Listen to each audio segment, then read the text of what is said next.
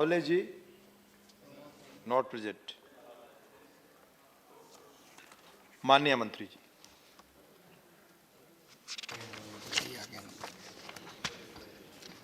धन्यवाद सभापति जी। मैं माननीय सभी सदस्यों का आभार प्रकट करता हूं, जिन्होंने आज बड़े महत्वपूर्ण विषय पर अपनी बात यहां पर रखी है। गुलाब नबी जी से लेकर राकेश सिन्हा जी से लेकर सभी माननीय सदस्य जिन्होंने जम्मू कश्मीर को लेकर आज अपनी बात कही है।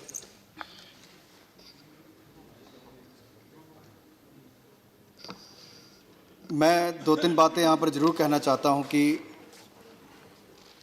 आज मैं आप सबके बीच में 4 स्पेसिफिक बजट की और supplementary demand grants related issues को लेकर आया हूँ।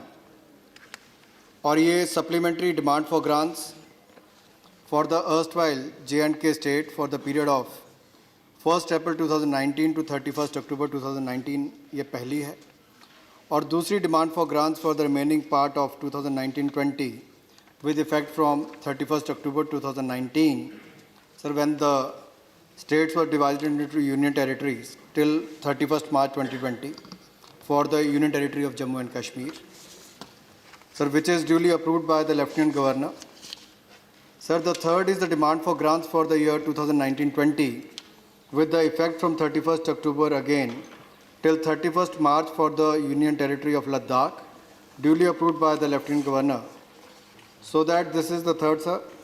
So fourth is demand for grants for the year 2021 with effect from 1st April 2020 till 31st March 2021 for the Union Territory of Jammu Kashmir, duly approved by the Lieutenant Governor. Sir, इससे पहले कि मैं आगे बढ़ूं, कुछ बातें यहाँ पर आदरणीय गुलाम नबी आज़ाद जी ने कही कि ये राज्य की विधानसभा में डिस्कस होना चाहिए,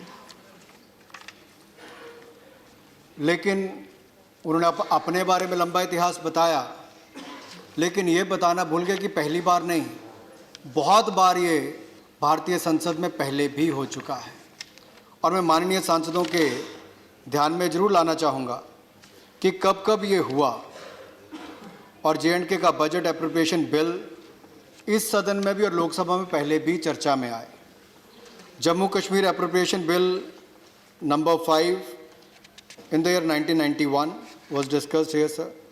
Jammu Kashmir appropriation number 24 bill 1991 वो भी यहाँ पर आया। फिर दोबारा सर इन 1991 appropriation bill number 46 वो भी डिस्कस हुआ। Sir Jammu Kashmir appropriation bill number 1992 और appropriation number 10 1992 ये भी डिस्कस हुआ। सर appropriation number 19 बिल 1993 और appropriation number 20 bill 1993, appropriation number 55 bill 1993, appropriation number 18 act 1994, फिर सर नंबर 19 1994 में, और फिर नंबर 47 1994 में, नंबर 14 1995 में, नंबर 15 1995 में, नंबर 35 1995 में, नंबर 13 96 में, एप्रोप्रिएशन बिल फिर 96 में। मैं लंबी लिस्ट पढ़ सकता हूं सर। इसलिए मैं कहना चाहता हूं पहली बार नहीं हुआ, जब आपकी सरकार भी 1991 से 96 में थी तब भी यहां पर डिस्कस हुआ और उस समय भी जम्मू कश्मीर का बजट यहां से पास किया गया था। यही नहीं सर, आपने पूछा कि अनुच्छेद 370-35 से खत्म होने के बाद क्या बदला है। एक बात तो मैं निश्चित तौर पर कहना चाहता हूं, पहले करप्शन युक्त होता था, अब करप्शन मुक्त हुआ है, तो ये उसके बाद एक बड़ा बदलाव वहां पर देखने को मिलता है। और ये वहीं पर नहीं, हमने देश की सरकारें भी जब चलाई तो उसके बाद भी पूरे देश में वो देखने को मिला है। माननीय सभापति जी, कुछ बातें यहाँ पर उठाई गई कि 4000 करोड़ की मोबिलाइजेशन कहाँ से होगी। सर एक्साइज ड्यूटी हो, लोकल टैक्सेस हो, इंक्रीज स्टैंप ड्यूटी में हो और मोटर स्पिरिट टैक्स में इंक्रीज हो, रजिस्ट्रेशन चार्जेस में वृद्धि हो, या और भी जो हमारे टैक्सेशन है, इन सब से कुल मिलाकर 4000 करोड़ के लगभग हमारा इतना हम रेवेन्यू जनरेट करेंगे। और ये हमने यहाँ पर कहा भी है। और सर एक हमने और यहाँ पर लाए हैं कि realization of the electricity bills. Sir इस पे हमने एक महत्वपूर्ण निर्णय लिया है। मैं चाहता था कि गुलाम नबी जी इसके बारे में जरूर कहते कि जो वर्षों से लंबित बिजली के बिल पेंडिंग थे, उसकी पेनल्टी और उसका इंटरेस्ट हमने पूरी तरह माफ कर दिया है और 3 किश्तों में इसको जमा करने के लिए हमने कहा है। इससे सरकार के खजाने में पैसा भी आएगा और लोगों को राहत भी मिलेगी। एक बहुत बड़ी राहत हमने अपनी ओर से दी है। यही नहीं सर, उन्होंने कहा कि डेवलपमेंट तो बिल्कुल रुक गई है। अगर रुक गई होती तो कश्मीर का सेब कश्मीर में ही पड़ा रह जाता, मार्केट तक नहीं पहुंच पाता। लेकिन इस सदन में मैं कहना चाहता हूं कि अगर ज़्यादा नहीं तो जितना पिछले साल अगर कश्मीर का सेब बिका था, कम से कम उतना सब सेब इस साल भी मंडी तक पहुंचा है। तो हमारी सरकार ने सुनिश्चित किया है ये करने के लिए। और यही नहीं, नंबर ऑफ प्रोजेक्ट सर जो रुके हुए थे, कई कारणों से रुके हुए थे, और वो चाहे स्टेट सेक्टर के प्रोजेक्ट हों, 2800 के लगभग प्रोजेक्ट हमने पूरे किए हैं। जो डिस्ट्रिक्ट सेक्टर के प्रोजेक्ट हैं 1165 हमने पूरे किए हैं। बैक टू विलेज प्रोग्राम, यहां तो B2B प्रोग्राम दूसरा होता है, बिजनेस टू बिजनेस, लेकिन ये B2V है, बैक टू विलेज प्रोग्राम, जहां पर हमने अधिकारियों को तो वहां तक पहुंचाया, भारत सरकार के अधिकतर मंत्री जम्मू कश्मीर के गांव तक स्वयं गए और लोगों की समस्याओं को सुनकर उनका समाधान करने का काम किया। तो नरेंद्र मोदी जी की सरकार में किया। और बैक टू विलेज प्रोजेक्ट में 1930 प्रोजेक्ट हमने उसमें से लगभग पूरे उसमें उठाए। और JKIDFC के माध्यम से जो लंबित समय से प्रोजेक्ट थे सर, उनमें से भी 500 प्रोजेक्ट हमने पूरे किए हैं। ये नरेंद्र मोदी की सरकार के माध्यम से हुआ है सर यही नहीं, इसमें से अधिकतर प्रोजेक्ट हमने पूरे किए और इस साल में कई और प्रोजेक्ट पूरे हो जाएंगे।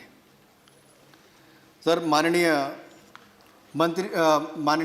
गुलाम नबी जी ने कहा कि 53% खर्चा सिक्योरिटी पर हो जाएगा। नहीं सर, मात्र 10% होगा सर। 38% पैसा हम लोग खर्च करने जा रहे हैं, जो आपके कैपिटल कंपोनेंट की तरफ खर्च करेंगे सर। और मुझे लगता है हाउस को सही जानकारी देनी चाहिए थी कि 53% नहीं 10% केवल सिक्योरिटी पर पैसा खर्च होगा। उन्होंने एक लंबी लिस्ट उन लोगों की गिनाई जिनके ऊपर आतंकवादी हमले हुए, कईयों की जाने गई, कई घायल हुए। लेकिन आज मैं खुशी के साथ इस बात को कहना चाहता हूं, जब से अनुच्छेद 370-35 से गया है, ऐसी एक भी घटना वहां पर ना हो, इसके लिए हर संभव प्रयास किसी ने किए तो नरेंद्र मोदी जी की सरकार ने किए। मैं कुछ आंकड़े बाद में आपको इसके लिए देना भी चाहूंगा। यही नहीं सर, मार्केट इंटरवेंशन के कारण और इसके सफल प्रयोगों के कारण जो हमारे बागवान थे, उनको जो एप्पल एक्सपोर्ट हो या बेहतर मार्केट एक्सेस हो, उसके माध्यम से अच्छा रेवेन्यू भी पहले से ज़्यादा मिला है। और यही एक बड़ा कारण है इसकी सफलता का कि जो पहले कमियां रहती थी, हमने उनको पूरी करके या दूर करके वहाँ के बागवानों को लाभ देने का काम किया। तो मोदी सरकार ने करके किया है सर। माननीय गुलाम नबी जी ने कॉन्ट्रैक्टर की पेमेंट्स की बात कही, लेकिन शायद सदन के बाकी सांसदों को ये बताना वो भूल गए कि कश्मीर में काम होता कैसे था। सर ये बताना देश के लोगों को बहुत जरूरी है, क्योंकि आधी अधूरी जानकारी कई बार घातक भी होती है, क्योंकि छवि ऐसी बाहर दी जाती है जैसे जम्मू कश्मीर के साथ ना जाने कितना भेदभाव किया जा रहा है। सर सच्चाई तो ये है कि पहले ना एडमिनिस्ट्रेटिव अप्रूवल ली जाती थी, ना बजट में प्रावधान किया जाता था, ना उसकी वेरिफिकेशन की जाती थी, ना टेक्निकल अप्रूवल होती थी। लोग काम कर लेते थे और कहते थे कि सीएम साहब ने कहा है, यहां की मांग है, डिमांड है। सर देश का कोई एक राज्य ऐसा बताइए जहां एडमिनिस्ट्रेटिव अप्रूवल ना हो, बजट में प्रावधान हो, टेक्निकल अप्रूवल ना हो, और अपने मन में आ गया तो एक बिल्डिंग खड़ी कर लो और बाद में कहो कि मेरे पैसा नहीं दिया गया। जब मैं स्वयं इस बार मंत्री बनने के बाद जम्मू कश्मीर के दौरे पर गया, सर 2 लोग मेरे पास आए, मुझे कहने लगे 30 लाख रुपए की मैंने बिल्डिंग बनाई, मुझे दे दीजिए। तो मैंने कहा बताइए कब इसका अप्रूवल हुआ, किस बजट में इसकी सैंक्शन हुई थी? तो उन्होंने कहा नहीं ऐसा नहीं हुआ, लगा कि यहां पे इस चीज की आवश्यकता तो बना दी। सर ये कहां होता है, देश के किस कोने में होता है? इसलिए मैं आपसे कहना चाहता हूं सर, हम चेक करवाएंगे जहां पर एडमिनिस्ट्रेटिव अप्रूवल होगी, जेन्युइनली काम हुआ होगा, उसकी पेमेंट करने में कोई इतराज नहीं है। लेकिन आगे से ऐसा ना हो। 5-6 अगस्त को जो बिल दोनों सदनों ने पास किया, जो अनुच्छेद 370-35 से आपने समाप्त किया, और 31 अक्टूबर को जो एक नया अध्याय जम्मू कश्मीर के लिए शुरू हुआ है, उसमें मैं इतना ही कहना चाहता हूं, अब एडमिनिस्ट्रेटिव अप्रूवल भी होती है, 100% वेरिफिकेशन भी होती है, बजट में प्रावधान भी होता है, ई टेंडरिंग भी होती है, और एक एक रुपया जो ऑडिट जो है जो कभी नहीं होता था वो भी करने का प्रावधान किया। तो हमारी सरकार ने करने का प्रावधान किया है सर। और जो बातें यहां पर कही गई कि ऑफिसर्स को काम करने का आइडिया नहीं कि यूटी में कैसे काम किया जाता है। सर यहां भारत में एक पार्टी की सरकार बनती, फिर दूसरी की बनती, हर राज्य में अधिकारियों को सब पता है सर कैसे काम करना है। ये वही अधिकारी हैं जो पिछली सरकारों में भी यूपीए के समय काम करते थे, उस समय लाखों करोड़ के घोटाले हो गए, लेकिन यही अधिकारी हमारी सरकार में आए तो एनडीए की सरकार में 1 रुपए का घोटाला पिछले 6 वर्षों में नहीं होने दिया सर। ये अंतर है। और यहीं पर मैं ये भी कहना चाहता हूं कि ये जो कहा जाता है कि पता नहीं, तो मैं यही जो मैंने इससे पहले भी कहा कि किस तरह से बजटरी प्रोविजन करनी है, फिजिकल वेरिफिकेशन करना है, टेक्निकल प्रावधान उसके करने हैं, ये सब होने शुरू हो गए सर। ई टेंडरिंग होनी शुरू हो गई। यही वो अधिकारी हैं जो पहले नहीं करते थे, लेकिन आज करवाने वाले आगे, काम करवाने वाले आगे, तो ये करना शुरू कर दिया है। यही अंतर है दो सरकारों के काम करने का सर। सर यही नहीं, अब तो जो बाकी सिस्टम्स हमने वो भी बनाए हैं, कंसोलिडेटेड फंड यूनियन टेरिटरी का वो बना दिया, पब्लिक अकाउंट ऑफ यूटी बना दिया, डेलीगेशन ऑफ पावर्स कर दी सर, जीएफआर कर दिया, प्रोक्योरमेंट गाइडलाइन सर, गुड्स हो, सर्विसेज हो या वर्क्स हो, इसके लिए भी हमने करके दिए हैं सर। राज्य के नुकसान की बात गुलाम नबी जी ने कही, मैं उनको कहना चाहता हूं आप बिल्कुल चिंता छोड़ दीजिए राज्य के नुकसान की, हम नहीं होने दे रहे। और मैं आंकड़े आपके सामने देना चाहता हूं, क्योंकि वो बगैर आंकड़ों के बात कर रहे थे, मैं आंकड़ों के साथ बात कर रहा हूं। इसलिए मैं कहना चाहता हूं सर, मैक्रो डेटा जो कहता है वो स्पष्ट तौर पर दिखाता है कि जीएसटी ग्रोथ जो है, अगर मैं फरवरी महीने के लिए तो 13% ज्यादा है, एक्साइज ग्रोथ 7.5% ज्यादा है सर, मोटर स्पिरिट टैक्स जो है 4% ज्यादा है, स्टैंप ड्यूटी 60% जाता है सर, और बैंकिंग ट्रांजैक्शन और एटीएम भी एट पार है सर, और एप्पल एक्सपोर्ट भी एट पार है लास्ट ईयर के मुकाबले। और स्टेट की जो जीडीपी ग्रोथ रेट है सर, उसकी भी मैं बात करूं तो पिछले साल के बराबर ही आएगी, जहां की दुनिया भर की अर्थव्यवस्था 3.8% से कम होकर 2.9% रह गई। जम्मू कश्मीर में आपको वैसी कमी आती नहीं दिखी, बल्कि एट पार या उससे ज़्यादा ही नज़र आ रही है। ये भी सब संभव हुआ क्योंकि 31 अक्टूबर के बाद वहाँ के सभी अधिकारियों ने दिल लगाकर काम किया है, ईमानदारी के साथ काम किया है। मैं उनका बहुत बहुत आभार भी प्रकट करना चाहता हूँ। सो किसी तरह का नुकसान मैक्रो टर्म्स में नज़र नहीं आता है सर, चाहे वो शॉल्स हो, आपके हैंडीक्राफ्ट्स हो या बाकी एक्सपोर्ट्स हो, वो भी बड़े ही हैं सर, उसमें कोई कमी नहीं आई। गुलाम नबी जी ने बात कही कि नौकरियों की, मुझे लगता है अभी तक भी उन्होंने पुराने ही आंकड़े पकड़ कर रखे हैं, करंट आंकड़े बताए नहीं सर। सर जो प्रधानमंत्री जी ने पैकेज दिया था और एम्प्लॉयमेंट का जो सेकंड ट्रांच था सर, उसमें जो 3000 पोस्ट निकलनी थी, उसमें से 1781 पोस्ट भरने की प्रक्रिया को खत्म भी कर चुके हैं, और अगली जो रिक्रूटमेंट है सर 1219 को, उसको भी एक्सपेडाइट करने का काम हमने शुरू कर दिया है सर। कश्मीर के नौजवानों को, जम्मू कश्मीर के नौजवानों को रोजगार देने का काम, और विशेष तौर पर कश्मीरी पंडितों की रिहैबिलिटेशन की बात जो कहते हैं, उस पर भी मैं आऊँगा सर। सर ट्रांजिट अकोमोडेशन की जो बात कही सर, गवर्नमेंट ने इस दिशा में भी काम किया है। जो 6000 फ्लैट जो कंस्ट्रक्शन करने थे युवाओं के लिए, सर अब तक जो ड्वेलिंग यूनिट थे हमने लगभग 865 बनाकर तैयार कर दिए हैं। 208 और अगस्त तक कंप्लीट हो जाएंगे। और भी सर अगर मैं कुछ बातें आपके सामने कहूं, सर जम्मू कश्मीर के साथ साथ लद्दाख की बात मुझे लगता था आदरणीय गुलाम नबी जी करेंगे। सर क्या होता था ये समझना सर बड़ा जरूरी है। मुझे लगता है जम्मू कश्मीर के पास पैसा तो जाता था, लेकिन लद्दाख को क्या मिलता था सर? लद्दाख को मात्र 1500 करोड़ रुपया मिलता था सर। उसमें से भी कुल 600 करोड़ तक ही खर्च हो पाते थे। लेकिन हमारी सरकार आई, हमने पिछले बजट के लिए भी सर 2019 के लिए भी इन डिमांड फॉर ग्रांट्स में 5754 करोड़ रुपए का प्रावधान लद्दाख की यूनियन टेरिटरी के लिए किया है सर। और आने वाले साल के लिए भी 2020-21 के बजट के लिए हमने 5950 करोड़ रुपए का प्रावधान किया, जो अपने आप में ऐतिहासिक है सर। यह भी लद्दाख के लिए किसी ने दिया तो नरेंद्र मोदी जी की सरकार ने, केंद्र ने प्रावधान करके दिया है।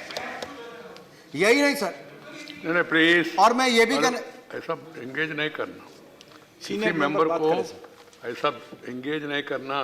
मैं सर उनकी और कान ही नहीं खोल रहा सर।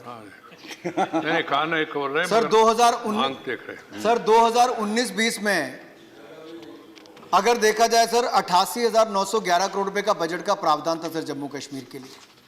सर ये इतिहास है कि अनुच्छेद 370-35 से खत्म होने के बाद इस बार का बजट 1 लाख करोड़ पार किया है जम्मू कश्मीर के लिए। तो सर ये करके दिया है, ये भी ऐतिहासिक कदम हमने उठाकर दिया है। सर कुछ आंकड़े आपके माध्यम से मैं कंपैरिजन सर जरूर करना चाहूंगा कि क्या बदलाव हुआ है। सर एग्रीकल्चर हॉर्टिकल्चर की अगर मैं बात कहूं, सर पिछले साल 1192 करोड़ रुपए का प्रावधान किया गया था। इस साल उसमें 680 करोड़ रुपए की वृद्धि है सर। इसको बढ़ाकर 1872 करोड़ रुपया कर दिया गया है सर। लगभग 50% से ज्यादा वृद्धि इसके लिए हुई। सर टूरिज्म कल्चर की अगर मैं बात करूं, 466 करोड़ रुपया पिछले साल था, इसमें 260 करोड़ रुपए की वृद्धि करके सर 706 करोड़ रुपया किया गया। सर रूरल डेवलपमेंट जो ग्रामीण विकास की बात करते हैं, 3,333 करोड़ पिछले साल था सर।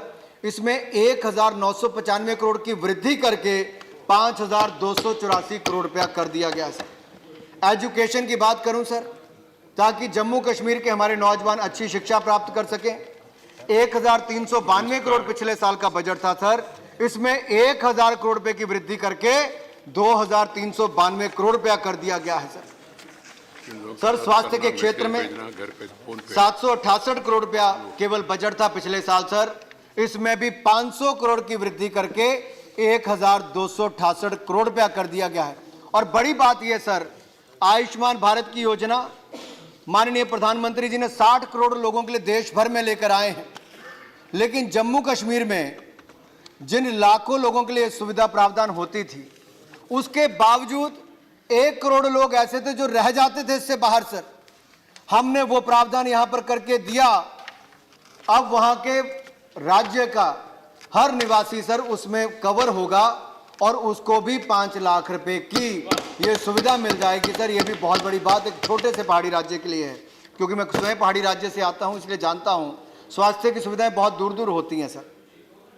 यही नहीं सर, इंडस्ट्री सर जो इंक्लूडिंग हैंडीक्राफ्ट, इसके लिए 267 करोड़ का प्रावधान पिछली बार था सर। इसमें 227 करोड़ की और वृद्धि करके 494 करोड़ कर दिया गया है। कनेक्टिविटी सर जो 2,398 करोड़ था, इसको बढ़ाकर 3,156 करोड़ किया गया है। और जल जीवन मिशन सर, इसके लिए भी 2,265 करोड़ रुपए का प्रावधान मेरे जम्मू कश्मीर के लिए किया गया है सर। और यही नहीं सर, इंफॉर्मेशन टेक्नोलॉजी के लिए 32 करोड़ से बढ़ाकर सर 188 करोड़ रुपया, यानी कि 6 गुना ज्यादा इसका बजट किया गया है सर। सर यही नहीं सर, इसलिए मैं आपसे निवेदन करना चाहता हूं, वो कहते थे क्या बदला सर, लाल चौक की उन्होंने बात की कि वहां पर बम धमाके होते थे सर। 2011 में मैंने भी कलकत्ता से कश्मीर तक की लाल चौक तक के लिए तिरंगा यात्रा निकाली थी, इसलिए कि वहां पर पथराव बंद हो। भारतीय जनता युवा मोर्चा के कार्यकर्ताओं ने सर कलकत्ता से लेकर कश्मीर तक की यात्रा निकाली। देश के किसी राज्य ने हमें नहीं रोका, लेकिन जब मेरे समय उस समय नेता प्रतिपक्ष लोकसभा और राज्यसभा सुषमा स्वराज जी और अरुण जेटली जी वहां पर गए, हम सबको गिरफ्तार करके जेल में डाल दिया गया सर। लाल चौक पर तिरंगा झंडा उस समय नहीं फहराने दिया गया था, लेकिन आज वो समय आया है, देश के किसी कोने से कोई व्यक्ति हो, लाल चौक या कश्मीर के किसी कोने में जाकर लाल चौक पर तिरंगा झंडा फहरा सकता है सर। यही नहीं, उससे पहले पत्थर की घटनाएं होती थी, पथराबाजी होती थी, एक भी घटना ना हो और एक भी पैलेट ना चलाने की जरूरत पड़े या कोई गोली ना चलाने की आवश्यकता पड़े, ऐसा भी प्रयास किया गया तो उसके बाद हुआ sir. Sir land right, job right की बात कही, मैं तो ये कहना चाहता हूं, यही नहीं, वहां पर और रोजगार कैसे मिले, इसलिए हम वहां पर निवेश करवाने वाले हैं सर।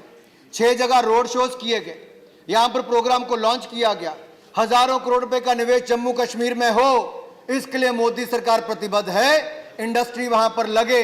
और यही नहीं सर, वहां के युवाओं को प्रशिक्षण मिले, स्किल डेवलपमेंट के लिए बहुत सारे कार्यक्रम चलाए गए, हिमायत की बात को नहीं बाकी सब करूं सर। और सर यही नहीं, वहां पर जो सिल्वर ज्वेलरी है उसके लिए भी वहां की महिलाओं को जो लुप्त होता चला जा रहा था, वो हुनर बना रहे, उसकी भी ट्रेनिंग दी जाएगी, उनको हैंडीक्राफ्ट के साथ जोड़ा जाए और उसको और एक्सपोर्ट किया जाए, पूरी मार्केट दी जाए।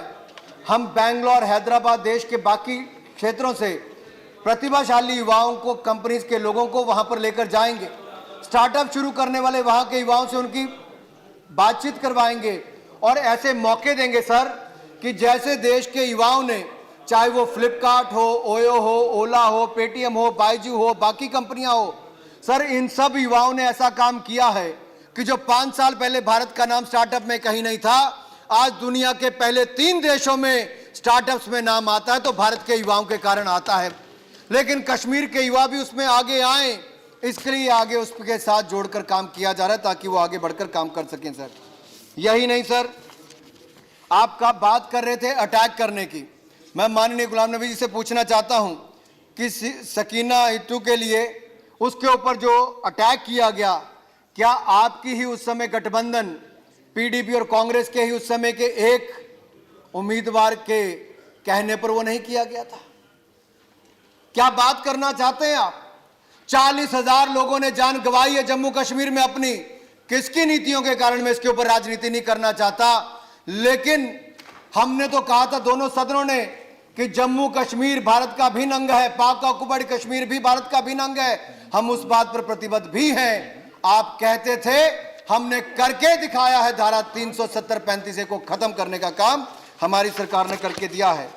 इसलिए मैं आपसे निवेदन करना चाहता हूं, क्योंकि माननीय वित्त मंत्री जी को अगला बिल भी लेना है, 2-3 बातें करके सर मैं अपनी बात को समाप्त करने वाला हूं।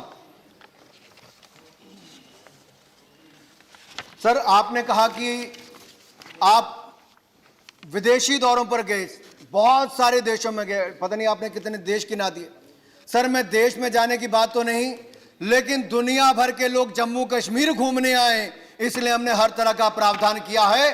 अगर धरती पर कोई स्वर्ग है तो जम्मू कश्मीर है, लेकिन दिखाने का आपने प्रयास नहीं किया था, वहां पर शांति भी आए और टूरिज्म को बढ़ावा भी मिले। इसलिए 3 सर्किट हमने सर उसके लिए टूरिज्म के अनाउंस किए हैं, शिवखोड़ी, उत्तर बनी, पुरमंडल, माता सुकराला देवी जी, सर ये पहला सर्किट है। और दूसरा सर्किट है मखदूम साहिब, कनके मौला बतलाब, बाबा ऋषि, पत्थरपोला, सूफी सर्किट सर। और तीसरा सर शंकराचार्य माता, खीर भवानी, मार्टन सर, ये तीसरा सर्किट है। ये तीनों सर्किट सर जम्मू कश्मीर के लिए टूरिज्म के लिए दिए गए हैं, और मुझे पूर्ण विश्वास है जब ये पैसा वहाँ पर खर्च होगा और जम्मू कश्मीर दुनिया भर के लिए खुल जाएगा तो दुनिया के टूरिस्ट की आने की कोई कमी वहाँ पर नहीं रहेगी सर।